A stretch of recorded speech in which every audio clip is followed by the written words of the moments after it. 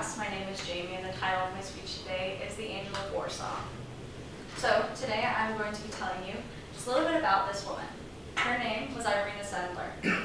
I'll be telling you who she was, what she did, and how she did it. So, to begin with who she was. Irena Sendler was from Warsaw, Poland. She was the daughter of a doctor who most of his patients were the Jewish people. She was also a social worker, and she was a Roman Catholic. And in 1939, her life changed very drastically when Nazi Germany invaded Poland and started to persecute the Jews. So this leads me into what she did. What exactly she did is she began smuggling them out. She smuggled them out of the Jewish ghetto. She started with adults and with their children, but eventually she joined another force that just smuggled the children out. She had created 3,000 false Catholic identities by the time that she started to smuggle the children, and she smuggled 2,500 children out by the time she finished. So, how did she do it? What she did is she used her status as a social worker.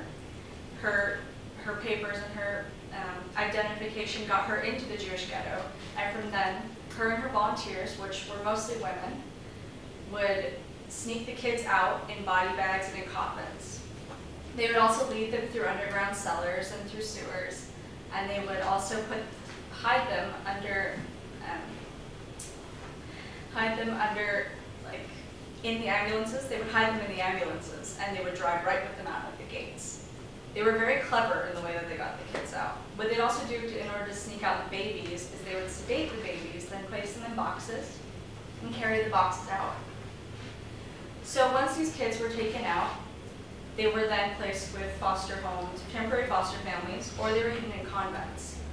And they were given new identities, new Catholic identities, and they were also taught certain knowledge about the Catholic religion.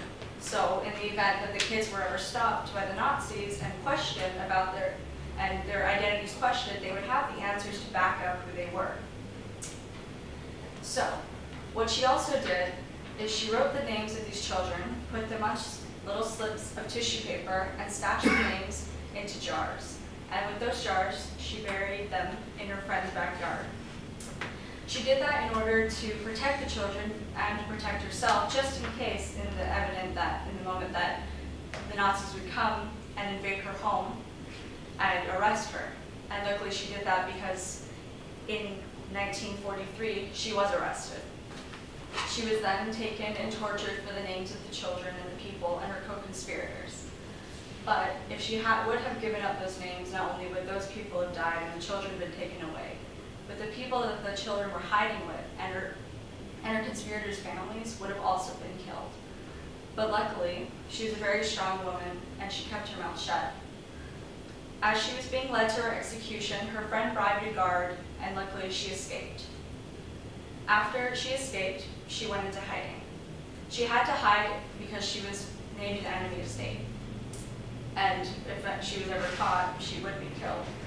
But while she was in hiding, she still proceeded to help the kids she had smuggled out. She still had a heart for them. Once the war ended, she went back and dug up those names. And what she attempted to do was reunite the children with their families. But unfortunately, like many Jews of those times, they died in the concentration camps. It was very sad, but a lot of these kids did stay with the foster families that they had originally been placed with. And she never stopped trying to find their families. A lot of them were missing as well. So Irena Sendler, she, in 2007, actually was up for the Nobel Prize.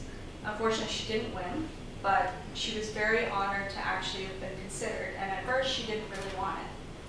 She never considered herself a hero, even though the world saw her as one. And in 2008, according to the New York Times, she died at the age of 98, a very, very old age. And she had said that every child saved with my help and the help of all the wonderful secret messengers who today are no longer living is the justification of my existence on this earth and is not a title to glory. So in conclusion, Irena Sendler was a humble social worker who decided to gather up her courage in order to shed a light in a dark period of history by saving people. I hope you learn just a little bit more about someone